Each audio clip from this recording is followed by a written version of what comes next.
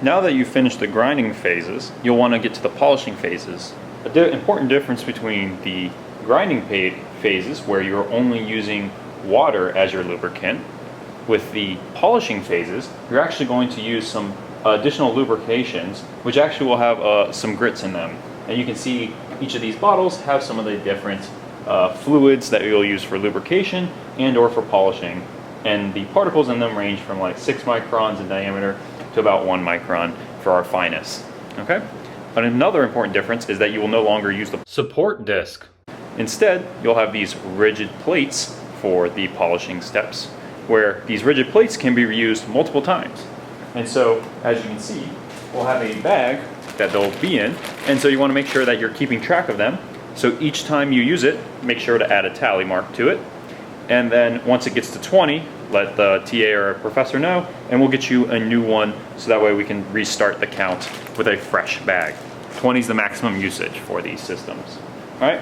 But once you have it, you can then go ahead and install it onto your system. And then you can place your samples in, and then we'll go ahead and get started where then we'll start our system with our samples in and the coolant. We'll go ahead and install our polishing cloth. The first step for these will typically be the gold label cloth. So go ahead and install it. And then we can lower our head just like it before. Place our samples in.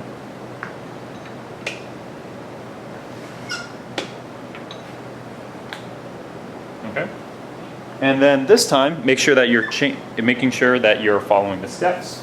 Go ahead and put those into now. You're going to have to select which step you need for the MetPrep 3. So that's going to control how it's grinding and what the RPMs and whatnot are. And then we'll also need to make sure that we're using the correct fluid dispenser settings on the AD-5. And for this step, we need 6 micron diamonds with green LC. And so you'll be able to see,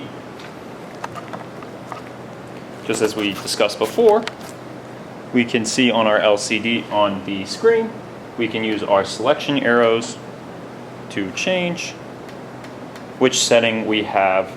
And so make sure you select the correct AD-5 program for your system and the correct program for the MetPrep 3 as well. Once you've selected both and you have everything ready to go, you can go ahead and just hit start. And this time you'll notice that the water is not dispensing, but rather the fluid, and the fluid will dispense from one of these 5 tubes. And you can see that it will periodically dispense some of the fluids. In this case, for the program we selected, you can see that it should be dispensing fluids 1 and 4.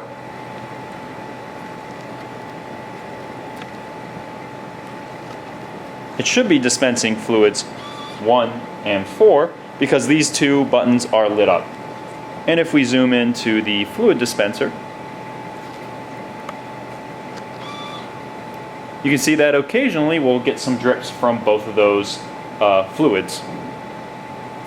Just like before, this is semi-automated. As long as you're seeing the fluid dispensed and the rotating and the rotations are going well, you should be good to go, and wait for it to finish.